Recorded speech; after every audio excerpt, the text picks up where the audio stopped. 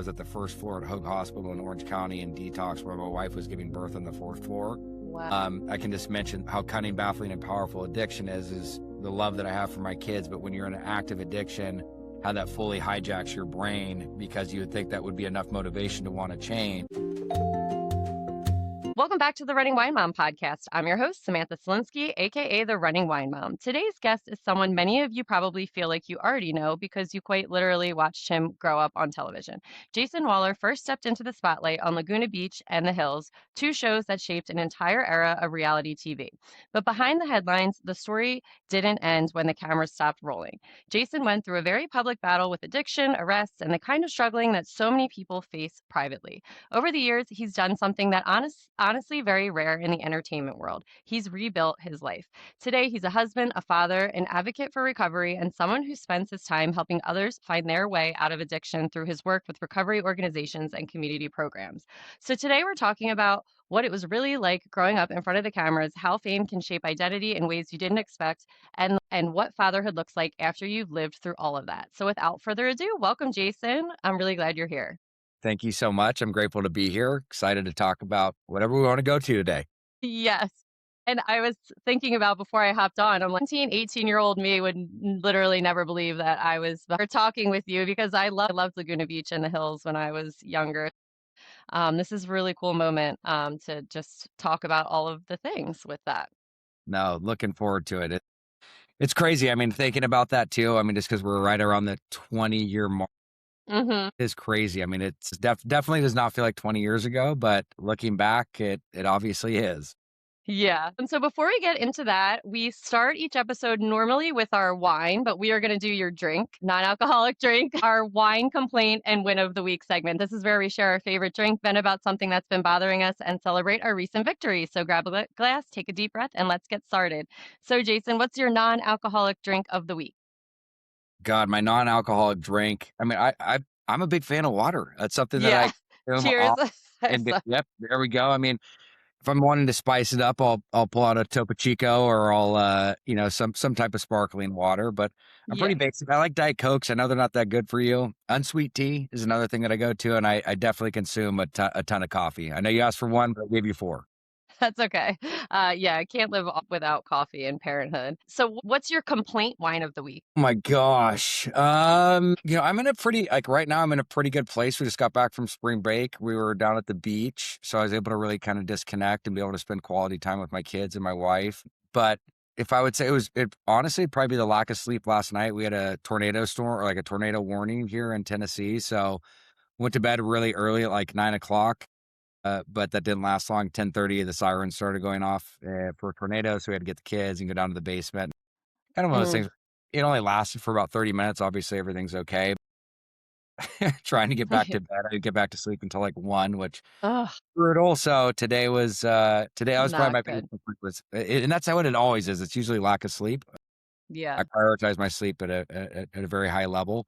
And I notice that when I don't get that, I just don't function the way that I want to, or that I know I can. Yeah, and that's a hard part of parenthood. I think that tornado is coming over towards me. I'm like in the Philadelphia, New York area, and we never have tornado anything. And I was just saying, my gym never closes for anything. They are the thing that stays open, and they close at 2 o'clock. So I'm interested how it's gonna. Stay safe. Stay safe. Yeah, The lightning was crazy, and I scary. mean, it was gnarly. I mean, it's been cool being over here. I moved from Laguna Beach 4 years ago to Tennessee, and the weather and the seasons are definitely very different, which I love. I mean, I love the seasons, and I love seeing the change and stuff like that, because we just we didn't have that back in Southern N- California. So I enjoy it. My wife definitely gets more freaked out by it, but it's, I'm out on the deck wanting to see everything and watch it go by, And where enjoy it.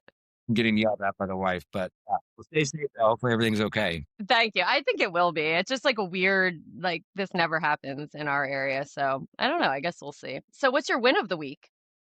Win of the week. A lot of wins. There's a lot of things to be grateful for, and just a lot of wins in general. But I would just say a win is just the quality time that I had with my family. It's one of my main things that I love, and really am trying to be intentional about as a father, is just the quality time that I have with my kids and my wife. And Mm-hmm. like at the end of the day, life is all about the love you have, the memories you create, and the legacy you leave behind. And so I think it's really important to have that time with them. So That was definitely the win. That's awesome. I also always like to ask my guests, what's one significant challenge you've successfully navigated shaping your journey to where you are today? That's a great question. I mean, there's so many things that contribute to that for me, especially struggling with substance abuse. Hmm. I think honesty, willingness to take direction, surrender is a huge part. And and I think just, I mean, those are like the three foundational components of like what really helped me get to the place of changing my life. There's obviously a lot more that goes into it, but Hmm. some of those pieces where, when you're in the depths of addiction and you're going through it, it's hard to have, I mean, it's a disease of denial, the only disease that tells you don't have a disease. And when you're going through those motions and navigating that, it's hard to be open, hard to be honest, and hard to Yeah. be transparent with where you are. And so that's where I had to have some humble pie, and I had to get to a place of really surrendering, being open, honest, and taking direction to really make a shift, because the best of my decision making wasn't working anymore, and it kept getting me back to those same places. Well, I'm so glad that you were able to do that. And I am very excited to, hear about your journey and the success that you've had with it. But first, we do a little fitness for the running wine mom. What's your favorite way to stay active? So exercise is a huge part of my recovery. It's high on my priority list. I exercise probably 4 to 5 times a week. Do a lot of calisthenics. I also run a lot. So I think that's kind of in theme with some of the Yeah. stuff we do. And then I do interval training and stuff like that. So, I mean, I want to be able to utilize my body when I'm 60, 70 years old is my hope. Hmm. So I mean, I try to get that in. Another thing that I've really incorporated as a part of fitness is a sauna. I've been doing the sauna like probably 4 to 5 times a week for 15 to 20 minutes. And I've noticed a huge benefit from that, just from mental clarity and just relieving, like alleviating toxins and stuff like that. Hmm. So that's not something I always did, but something I've been incorporating recently. And we actually just bought a sauna. So I'm looking Oh, forward that's to that. awesome. Yeah, that is something so underrated. I've read so many advantages of being in a sauna just a few days a week. So that's awesome. And so, how does maintaining your fitness routine align with your mental health? I mean, it's everything. I mean, for me, having children, for people out there that are listening that have kids, that consistency and structure creates a form of safety. I think that's very applicable as an adult. And so for me, I just have non negotiables that are a part of my life that I do. And that's part of my recovery program. And the gym is one of those. But I noticed, there's multiple things that I have a part of this routine that I do on a daily basis. And if I deviate away from some of those for a few days, I can start to really feel the impact. Even it's something I just talked about the other day when I was going on this trip. I really disconnected probably too much, and I could feel that I became irritable and I was restless and discontent. And again, amazing trip, not to be contradicting. Right. It was also like, I slacked on a lot of things. And in reality, trust me, I have the tools and the knowledge now to know, like, I immersed myself immediately right when I got back. And even while I was there towards the latter part, I started to get plugged in some of the things that I needed to do. And that's good though, because it shows that consistency is there. And when I'm away from it, that it has a direct impact on how I feel physically, mentally, emotionally, spiritually. Yeah, I when I'm away, I work out a lot and people are like, "Why are you working out? Just give yourself a break." I'm like, "It helps me actually have a break later in the day and enjoy myself more and be on task." So, I totally get when that doesn't happen, you're like, "Oh my gosh, I'm all over the place." Yeah. So, let's talk a little about parenthood. Can you tell us about your family? Hmm. So I am the father of three. I have a daughter, Delilah, who is 8, son Wyatt, who is 4, and August, who is 10 months. Fun fact is Delilah is the first girl in my family in 40 years. My sister was the last Whoa. girl. So I have no nieces. I had no cousins that were girls. And so you can imagine how spoiled she is, and just how Yeah. we love her to pieces. But fatherhood and just being a parent is been incredible. I mean, you could think that your life is going to change in all different ways when you have kids, but even just from the love perspective, like, I mean, the amount of love that you have for your children is like, it's nothing that you could fathom. I mean, No. it's just it changes even more than you can imagine, and it's really shaped and cultivated around where I'm in this season of life. And again, whether that's with the sports that we do, or whether it's the swimming, or just being outside in the activities, or just teachable moments, it's something that I really, really love, and it's something that I'm wanting more and more of. I'm actually cutting off, or I'm just creating boundaries in my life to have more time with them, and that's where I'm Mhm. wanting to, and especially since they're at the ages where they enjoy being with you. So I'm gonna take Yeah. take advantage of that. But I've gotten to the lengths of even at night. And so again, as if kids, like, if you look back at my history, like I had a very supportive family, parents who are amazing. I mean, they're still married today. It just took like 53 years of marriage. I mean, I just Wow. had a really good morals, good values, good upbringing. But the one area, and I think growing up in the 80s and the 90s is, I feel like my parents were approachable, but I also felt like if I went to my parents, there was definitely like maybe some punitive damages that would Mhm. come from that. Like, it kind of, there's definitely things I probably should have talked about more that they could have probably been supportive with, but I wasn't. And what I wanted to do is because a lot of people always ask me, like, what would you have done or asked for when, differently when you were younger? And I said, I wish I would have communicated more around certain things, but I also wish that, my parents were more receptive to maybe some of the issues that I was facing as opposed to feeling like I was going to get in trouble. Mhm. So what I started doing about 4 years ago, I started with my daughter as it started as like a gratitude list. We'd literally sit down, light candles, and like make it kind of fun for her. 'Cause she's only 4. So it's, she Right. don't understand the concept of it. But over the course of time, by the time she was probably like 6, I ended up transitioning the questions to not just gratitude. It's not only what are you grateful for, but why. It ended Mhm. up being a piece of 4 questions. And it was what was good today? What could we improve upon? What are we grateful for? And what's our goal for tomorrow? And it's Oh, I love amazing that. what this has been able to do, even as it's crazy. Now my son does it with us. So he's 4 and he's starting to understand. But the 8-year-old, I mean, there's been several times, even at 8 years old, that I've had conversations with her that I wouldn't think that I would have with a 12-year-old. Just Mhm. around the most recent one was just around she was going through it with one of her friends, and she's like, "Dad, what was it like to go through it with your friend? Are you still friends with them?" Again, it's very age appropriate, and what that does though Right. is cultivated this sense of connectivity and a sense of safety with them that she's opening up about things that I don't even know that most kids would even know how to. And again, I'm not saying that Right. somebody told me to do this, so it was way smarter than me. I didn't have this didn't come from me, but I've seen the benefits of it now. And the whole point is when we ask those questions is you let them answer and then you answer as well, age appropriate. And so it's cultivated this amazing relationship that we have. And it's so Wow. funny and talk about habits and routine is that look, I'm not perfect with it. You know what I mean? I try, I'd say 90%. I'm pretty effective with it.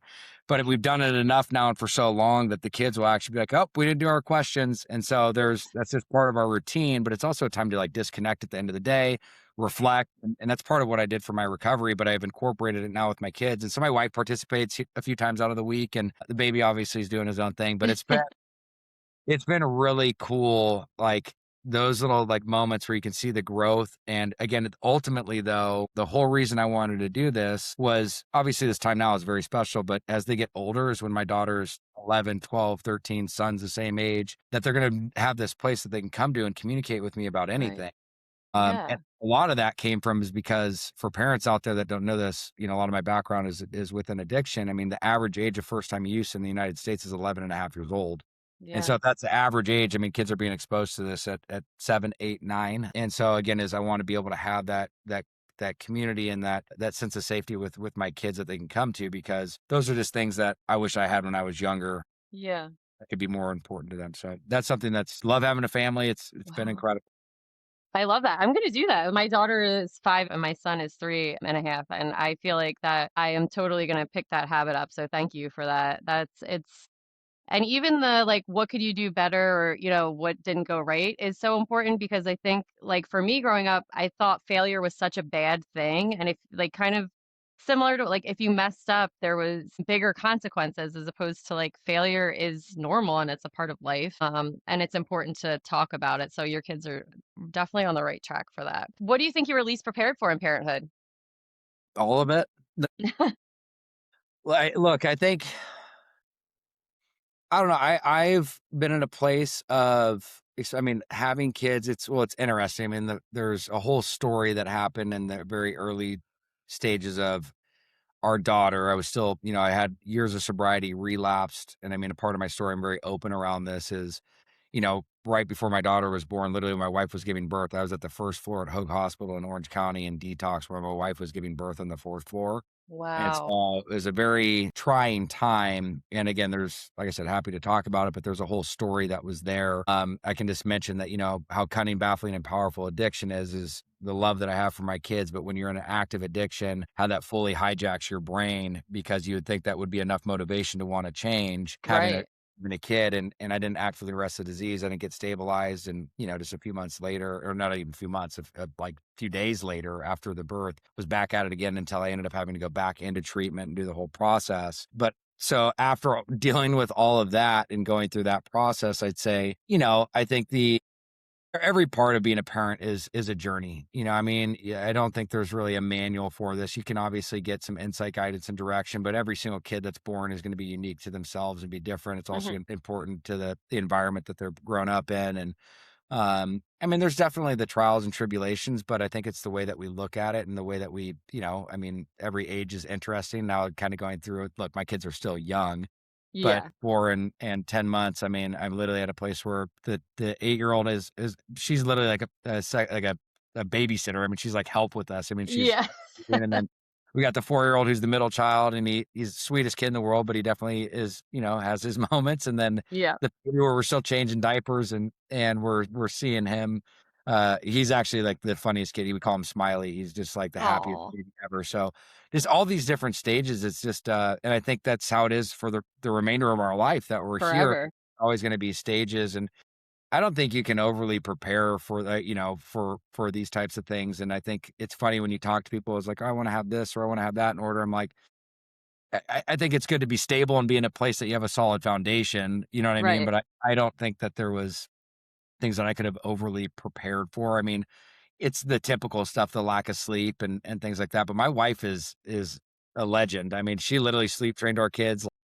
Our last baby was sleeping like, I don't know, it was 8 hours, I feel like within the first month. I mean, she just had this thing Wow. down, and Yeah. a lot of that credit goes to her, especially, moms have to sacrifice a lot in the early stages, and I mean, they do through the whole process, but my wife, took on a lot of that in the beginning. I mean, it helped where I could, but sometimes she's just like, "It's easier if I just deal with this or just do that." Yeah. But it's funny because now, I mean, as the kids get older and stuff, I definitely play my part where I feel like I'm the most useful and most beneficial, and sometimes I could probably be the Disneyland dad a little too much. That's what that's the greatness of it. So speaking of that, what do you think your parenting style is besides Disneyland dad? I would, and again, I know I keep saying this, but it's very intentional. I mean, Mhm. I want my kids to be able to navigate and to go through and learn trials and tribulations that they go through, but also have a safe place to be able to come back to. And like, for example, if like they go through something that's hard or they're going through something that they need discipline on, I'm really like in a place of allowing them to, I'll get on and I'll get onto their level, literally and figuratively, where it's getting on my knee and talk to them and be able to communicate with them, but allow them to answer questions, to make their own choices, because I think it's the most important thing is to be able to help inform them. Because if we just do everything for them, I think I've seen a lot of enabling in my own family and Right. surrounding family where that can be very hendersome. So I just think it's important for them to have their own identity Mhm. when it comes to things. It's the intentionality behind it, and so I try to be extra intentional with each one of them on that area, and I think I wouldn't even know how to answer that question if you brought it up, besides my wife kind of saying that I'm very hands-on with them, not from like a helicopter standpoint, Yeah. but more of just really trying to help coach them, I think and Yeah. teach them right now. Cool. And what's one piece of advice you would give to other parents? At what capacity? Let's say for an 8-year-old girl, because they're getting into that age where they're moving into preteens and they might be a little different than a newborn phase. What I am doing with my daughter is quality time. Literally on a monthly basis, we do like a date night, Now I if you love will, where that. I actually take out and like spend time with her. It doesn't have to be anything overly crazy, but I try to instill the values and morals that I want her to be able to see Mhm. in her self-worth of just, from the moment we get into the car to wherever we go, how she should be treated and how she should be, taken care of. And it also just and it's we also do fun stuff too. I mean, whether we go to the bowling alley, we go to the arcade, or we go to the roller rink, whatever it is that she wants to do. I think that's something is that quality time and individual time. And we're trying more now with like my wife doing it the same thing with her and me doing it with my son now. Again, it's a lot. Like, trust me, there's a lot that's there, but I noticed just for her, I want that extra support to set the stage of life of where she's at Mhm. is one piece. And then again, is going to the Disneyland dad part of stuff too is we do it's probably a couple times a year is we do a yes day within reason, and there's boundaries and stuff like that, but allowing them to be able to make decisions. And and just listen to them. I do a lot of work with Dr. Amen, Oh, um, yeah. and so I run his foundation, and one of the Oh, things that he cool. always challenged me with is take the time, with your kids, and don't say no for like 15 to 20 minutes. Just kind of seeing what comes out of that, and so it's cool to see what they come up with, and but again, it's all just intentional and intentional time that you spend. That's awesome. All right, so let's get into you. Let's start off with a little bit Laguna Beach. You were introduced to the world on Laguna Beach when you were still a teenager. When you look back now as a husband, a father, and someone in recovery, what parts of that version of you was real and what parts were kind of a product of cameras and pressure? I think what you guys got to witness, through that show was the real me, which was ultimately somebody who was really sick. See somebody that was struggling with severe OCD and was struggling with mental health, identity crisis, purpose, passion, motivation, compiled with addiction. Yeah. And so, reality TV, it can freeze people in time, and millions of people, they might still picture you as the guy they watched 20 years ago. What's it like living with that public version of your past while trying to grow into a different person? It's been interesting. I think when for me, it's funny when I like kind of almost like on the flip side of what you're saying is the majority of people now that come up to me is obviously there's a direct connection with the shows, but it's Hmm. more around just like they are just congratulatory or very appreciative of what I've done in the mental health and or the addiction space, which has been a trip. Even just when we were down Yeah, in Florida, it's like most dude, thank you so much for what you've done in the recovery space. It's motivated me to get sober. Like it's funny because I think they relate and connect with me because of the show, but also through my public, struggle with addiction it's created this avenue or this opportunity to be a beacon of hope for those that are lost. right. And so I think years ago, I would say there was definitely the negative connotation with the show that was associated with it. And it'd be funny if people would ask for a picture or whether they came up to me, they just met me for the first time. They're like, "Oh, you're way different than I thought." With You're like, everything. I mean, they obviously, even though you saw everything that I explained of what I was going through, I mean, editing and different things that are going on can obviously make things worse. But it was a great opportunity to be able to have that as an example and to see where my life has gone today. And I think that, I think through hard work and dedication, anybody has the opportunity to transform the direction that their life's going. Hopefully from a very humble standpoint is that I'm just one of the small stories that can shed light on that because I didn't think I was going to make it to the age of 21, let alone, wow. where I'm at today. I couldn't even. It's funny, I was in one of my meetings that I go to regularly, and, I was just talking the other day, it's like, I didn't even know how to pray for the life I have today.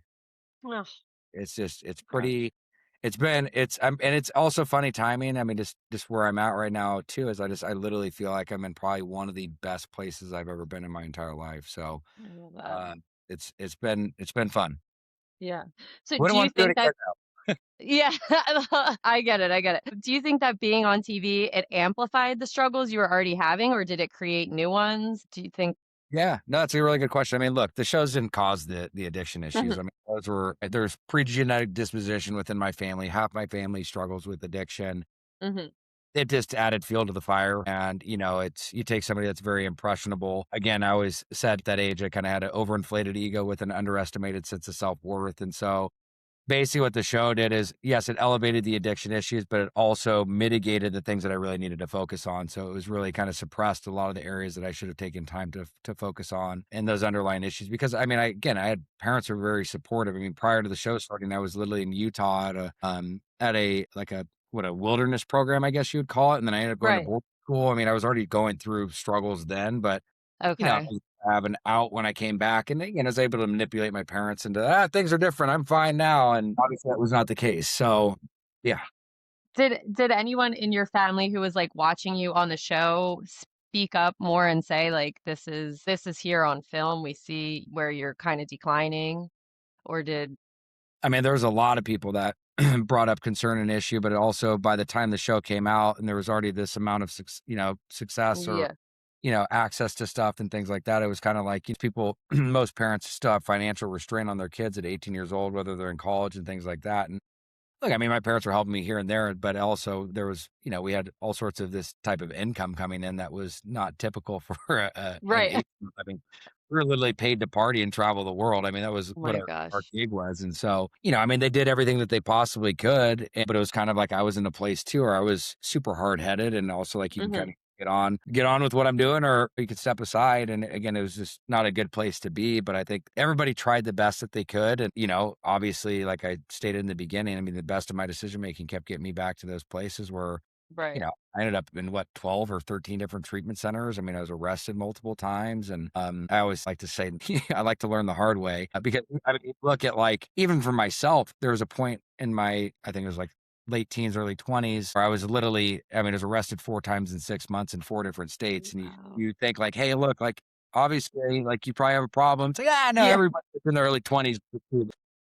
It was a really tough time. And also times were, even though it wasn't like a super long time ago, it was long enough where times were different. I mean, because It I was. therapist, I saw psychiatrists, I saw even prior to going to treatment and stuff like that. I mean, I saw that like I didn't even know how to, and that's like what I was saying about communicating with my kids about the questions is like back then it was like you saw, I dealt with severe OCD and washed my hands till they bleed. And I'd have to put neoprene gloves with Neosporin on at night. Wow. So it's like obviously you could see something neurologically was going on with me just by looking at my hands, and there was something that was not there. Saw every doctor, psychiatrist, they put me on medication. It helped mitigate the symptoms, but I never dealt with the underlying issues. And so it's like even if they had the right ways to communicate with me, I wasn't even being honest. But like I think the other piece was like in the 90s, it was in early like 90s for sure. It was just the way that things were communicated were so different. There was definitely Right. not nearly the knowledge or the understanding that we No. have today. So yeah, I mean, it was hard.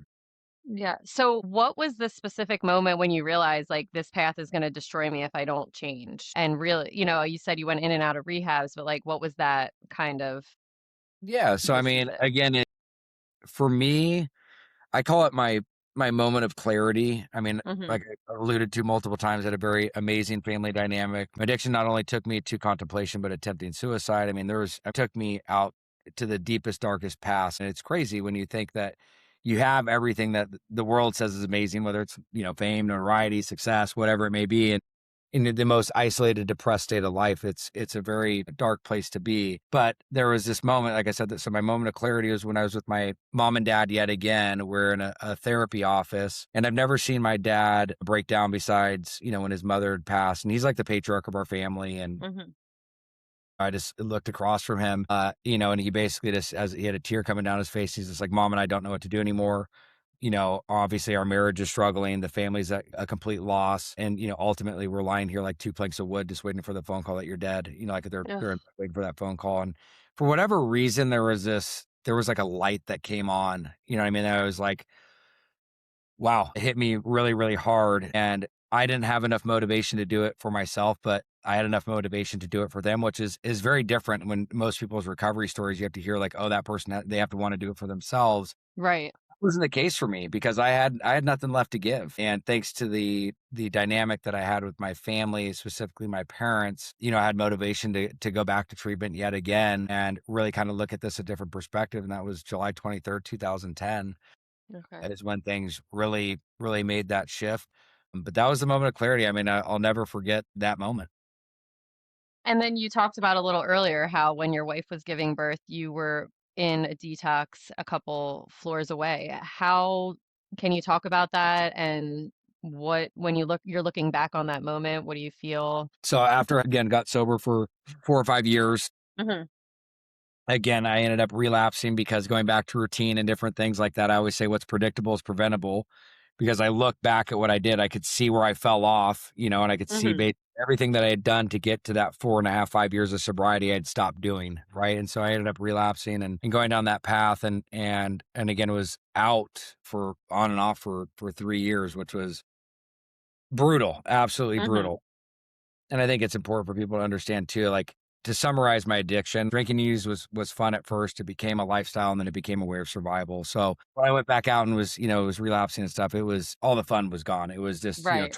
trying to escape and stuff like that. But it was a very, when I actually like look back and reflect at that moment, it was obviously there's a lot of shame, a lot of guilt that's associated with it. And just it was eye-opening, and it really made me understand because, like, I personally don't believe when it comes to addiction, I don't think relapse is a part of recovery. I actually think it's a lack thereof, and that's Okay. what I was saying, like, there's a lot of things that I could have done to prevent that from happening, but and it was also interesting when I was in treatment that time, I actually came up with an acronym around shame, which was self-hatred against my own existence. Wow. And it was just that was kind of the truth of everything that I Mhm. was experiencing and what I was going through, but obviously not it was a very hard time, but it also was a very motivating time because when I was in treatment, I missed my daughter crawling and just some of those monumental moments that you have as a parent, and I just made a promise to myself, which again is you have to do the work, but, like, I never wanna put myself into a situation like that again where I'll Mhm. experience anything like that, and the beautiful thing is now, is none of my kids have ever seen me drink or use, That's and great. I'm breaking a cycle. This is the first, I don't know how many Mhm. generations, Wow. but the first Waller, part of the family that's raising their kids in a sober environment. So it's pretty Wow, that's awesome. Congrats for that. And so, addiction, it's often misunderstood with like a lack of discipline or willpower. What do you wish that people understood about what it really feels like from the inside? addiction. I mean, look, it's a disease. It's primary, it's Mhm. chronic, it's progressive, and it's fatal if it's untreated. Somebody Mhm. told me again is I know this is out there, but it's like literally it's funny. As an example, I'll give you the more PG version, and then you can if you want me to tell you the other one, I can do that. But like You get. an example I try to tell people when people struggle with addiction and they're actively in the disease. Think of when you're driving and you have to use the restroom so bad, and all you can think about is, like, you have to pee and, like, there's no other thought process. Think that associated with your addiction. Like, unless you have the addictive gene and what somebody's going through, that's, like, the best thing that I can explain of, like, how the Mhm. thought process and how it hijacks your brain and takes it over. It's that's literally how you operate. I remember Yeah. telling my dad that because he's just like, "I don't understand why you can't stop." And I remember giving him that analogy of just, like, how it literally takes over your brain, and he's like, "Okay, I can actually kinda relate to that." And it's also, like, the funny one I was gonna tell you, my buddy's like, "Tell somebody to try to take a box of laxatives and not to use the restroom." I mean, like, Yeah. that's it's like that's, the other component to it, but I mean, it's I think that's the big misconception around addiction is people don't understand how multifaceted and how complex it is. Yeah. Like, there's no such thing as recreational use of heroin. There's no such thing as recreational use of meth. Like, nobody wakes up and wants to destroy their life. I mean, if you think about it, again, not justifying for people that struggle with addiction, but like anybody that has to drink a bottle of vodka or use heroin, I mean, just to get through the day, I mean, try to just flip the script and understand what it's like for them to go through life on a daily basis. It's not like Mhm. some fun, exciting No. thing. It's a pretty miserable existence. It's a slow way of suicide. Yeah. One of my friends who is in recovery, she was like, if someone has a peanut allergy, you're not going to go out to eat with them and say, like, well, you could just have like half of this peanut butter sandwich and you'll be okay. And that was what really like clicked for me for understanding because I don't have an addictive personality, so I couldn't understand like what do you mean you can't just have a glass of wine and you'll be okay? And when she explained it to me that way, I thought, wow, that makes so much more sense. And like more of a way for me to kind of get okay, Comprehend. yeah, I get it. Yeah. So when someone's in early sobriety, everything can feel really overwhelming. What's one piece of advice that you would give people who are maybe just starting this journey? Well, number one is I think it's very important for people to give themselves grace. I think that's the biggest piece. And the fact that they're in a place where they're looking at their relationship with alcohol or drugs and wanting to make a change, they should be proud of themselves, right? I think we're always so hard on ourselves and it's like take a moment to give yourself some praise. You know what I mean? Hmm. But I think if you can get into a headspace where you're willing to be open, honest, and transparent, like we've talked about multiple times, anything is possible. The light is at the end of the tunnel and there's a true opportunity for you to completely transform your life. And something else I was going to talk to you about for early people in recovery is for the last couple of years I've been working with this company Sober Safe, and this is one of their products called Sober Sure. It's the first ever transdermal alcohol monitoring detection band, which monitors for alcohol 24/7. It's got GPS tracking and band removal notification. This is all linked up to an app on your phone. So basically, the person that wears it obviously is, and then you have somebody that sets it up. So, for example, if I gave you the band and I was your administrator, I would be able to basically have access to everything that you'd have into play. And so, the beautiful thing about this, though, and what I've seen, especially being around just addiction and recovery as long as I have, is the two different places this is applicable. And it's not only one is from actually a prevention standpoint, and number two is for those that are newly in sobriety. And so I'll just tell you from the preventative standpoint is like a couple of statistics that apply to this is number one is the average age of first time use in the United States is 11 and a half years old, which is very young. So But young.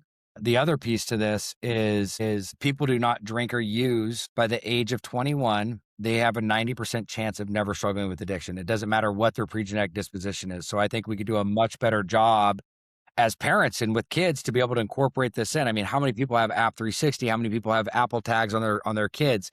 And so if we could, incorporate this and actually have other benefits to it beyond just what's currently out there to be able to track for that, I mean, I think that would be incredible. So I think there's the preventative perspective, first time drivers, you know what I mean?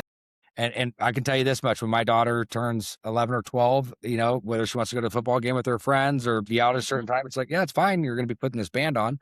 And so there's so many ways that can come into play from that, but also from like an aftercare perspective or people that are newly in sobriety. If you're wanting to reestablish trust, have a higher level of accountability and incorporate a sense of safety that's going on within your life, I think that could be something that's very applicable. And so couple just examples from that is if people are coming out of treatment or their first 30, 60, 90 days of sobriety or even sooner or even before that. And I'll give you an example that I have with like parents that utilize this for their kids is parents obviously want to be there and they're advised to support their kids as long as they're doing what is asked them and what's best for their health and their sobriety. This could be a part of tool of that, especially if they're paying for their rent, they're paying for their, their sober living, they're paying for their car, they're paying for their phone bill. It's like, hey, look, we love you, we care about you. And, but part of us to continue to support you, you're going to need to incorporate this band in your life. So we hold you accountable as well because we want to know that you're doing well. And also for people that are struggling with codependency enabling, it's an opportunity for them to be able to create a healthy separation where they know things are being done, where they don't have to be, hey, are you sober? Are you going to your meetings? Hey, are you breath light? Like it's just a non-invasive way to be able to do it. And also for the person that's wearing it too is one, I wear this thing all the time. It's from like you can't really even, it looks like a Fitbit or just like a Right. Whoop, the other thing that's on. And is, if you're in a place where there's peer pressure, there's an opportunity for you to be like, dude, I just can't tonight. It's just a reminder for you. Or like, even you can even literally say it. If I had this on, I'd be like, dude, I can't drink because Yeah. what, whether it's by the Someone's course, gonna know. somebody's going to know. So it's just a really applicable and awesome tool that people can utilize. It's not the end all be all, but it's another measure and another tool. And it's just amazing to see where technology and things are going to be able to Right. best support individuals. So how does it actually read or know if you've had alcohol? So through transdermal, this little sensor on the back right here, it actually detects through sweat if you've consumed alcohol. So it basically notifies through sweat. That's awesome. That is something that I will also be getting my kids once they turn once they turn a certain age because I know that I was telling my mom I was somewhere else and Yeah. What's like, dude, it's probably specifically to people that have that pre-genetic disposition to addiction. yeah. If we can mitigate that by 90%, like what Mhm. this should be told everywhere. If you don't drink or use by the age of 21, you have a 90% chance of never struggling with addiction. Yeah. I mean, it should be incorporated because there's so much prevention we could do on this stuff to really make a difference. Yeah. And it holds people account like I know with my fitness band where it's like, oh, I need to get 10,000 steps per day. I'm holding myself accountable to get those steps. You're going to think about it every time it's on your wrist. Oh my God, someone's going to know that I either took this off or I had a drink. And I also love the boundary part of it that I don't have to be calling that person saying, "Where are you? Why didn't you go to your meeting?" Well, no, I see you went to the meeting. I can see that you haven't drank. I don't have to have this accusatory tone. So that is an amazing piece of technology. And I will link that for everyone listening too. I love that. Yeah, it allows because addiction doesn't. It's not just the person that's struggling with addiction; it affects the whole family, right? And Hmm. so everybody needs to heal together, and this is an opportunity to kind of create some of that separation for things that allow mom and dad to be mom and dad. Allow brother and sister to be brother and sister. They don't need to be the therapist, the case manager, the mentor. Like it's create that separation. Allow them to do let the addict or the alcoholic do the work that they need to do. Let the family do the work that they need to do, but also ensure that there's security that's being implemented through the band. So. So how do you plan to talk to your children one day about maybe what their future could look like with a relationship of alcohol, and about your past with alcohol relationship. Yeah, so I mean, it's funny that you asked that because I just took 6 years of sobriety in December, Mhm. and my daughter, being as intuitive as she is, she goes, "Daddy, why do you have 2 birthdays?" No. And so, actually, I just put it up on social media, I don't know, maybe it was a couple weeks ago.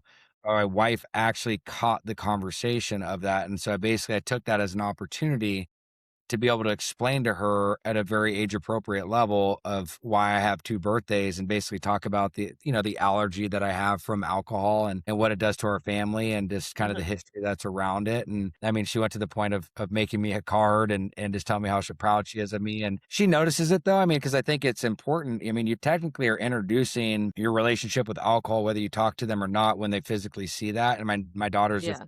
noticed that I've never had wine or beer or things around. And my wife, very, very, very normal when it comes to her drink consumption, will have that. And so, I mean, she's obviously seeing that, but I'm just really Mhm. happy that our kids are growing up in an environment where that is not a common theme, or things that they're witnessing, because I think it's really important for them to understand that there's so much more to life than substances. And I mean, mass marketing's done a phenomenal job. I mean, when you pour billions and billions of dollars in promoting this is how you have fun, I mean, I think it's going to register with people. And that's where part of my hope is advocating on the other end, and showing that life is absolutely incredible. I mean, you don't have to Yeah. have types of things to control. I mean, your brain produces more potent chemicals than heroin. You just got to let it work. And so I think Mhm. I always wonder, if we were to put the same amount of money that we do into whether it's nicotine or alcohol, or different things, showing like an amazing way of life with, I always look back at like the Apple Watch commercial back in the day, where they had people surfing, rock climbing, like,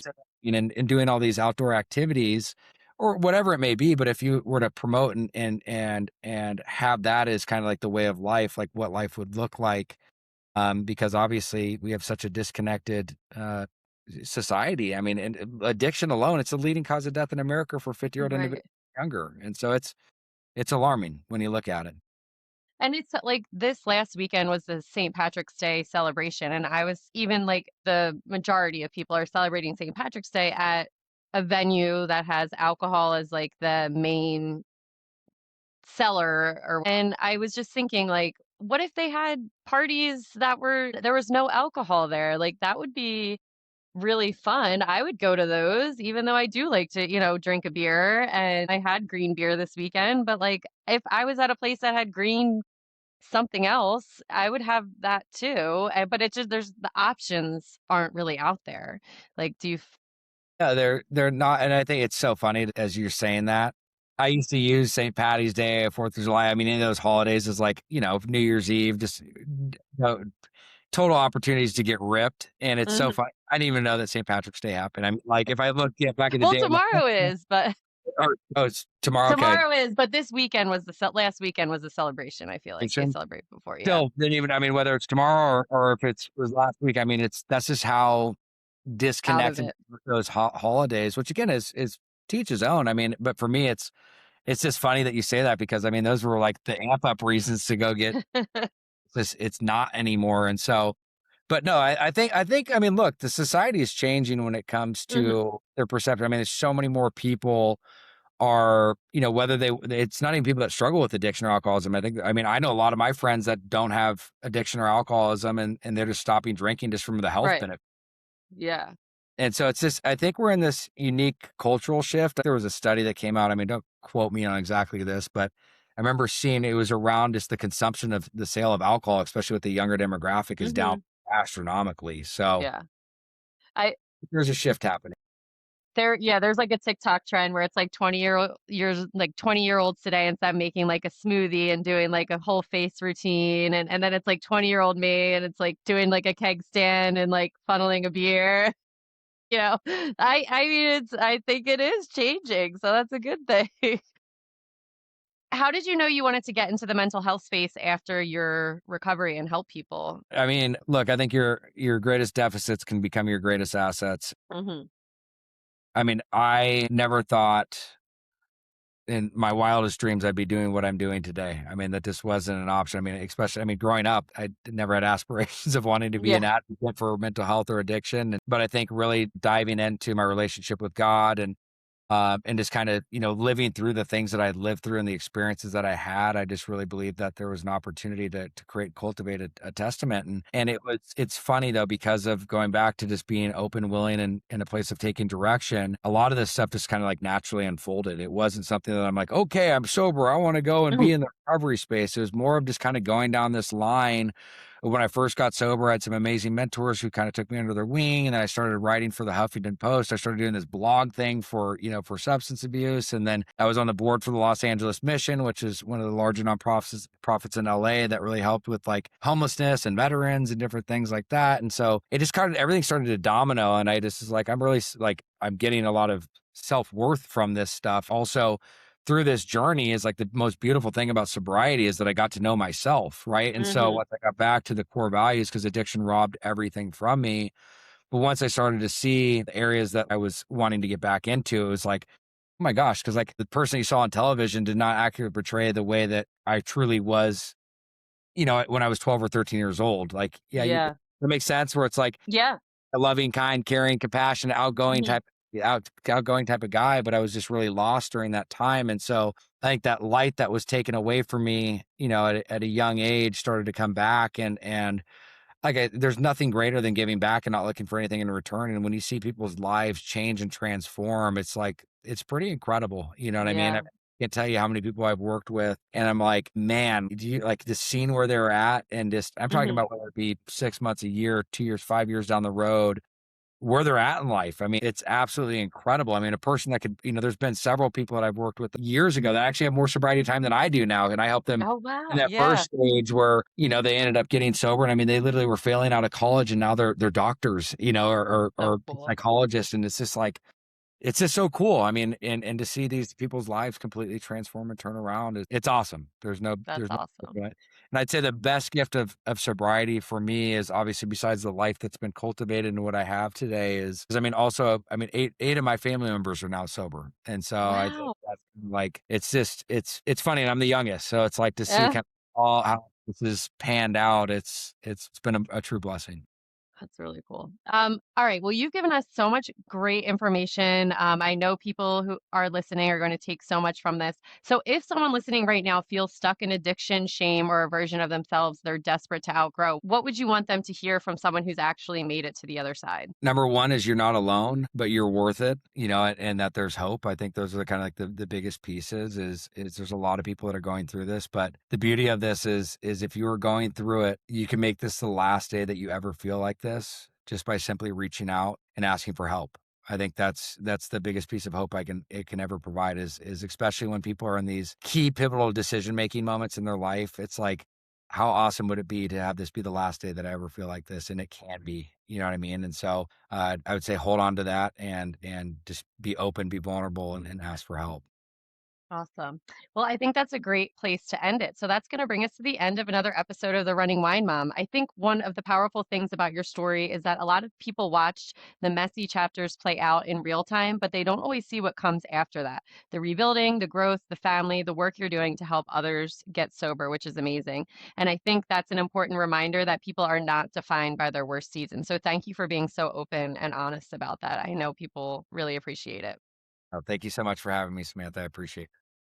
As always, thank you so much for spending time with us on The Running Wine Mom. Don't forget to subscribe, leave a review, and share this episode with someone who needs to hear it. You can follow me on Instagram at the Running Wine Mom _. And Jason, where can the listeners find you? At Jason Wahler. Perfect. And I will link all of that. So thank you so much for joining us today. Remember, you are strong, you are capable, and you are all amazing. Until next time, keep running, keep sipping, and keep embracing the joy of parenthood. Cheers, and I will be back next Tuesday.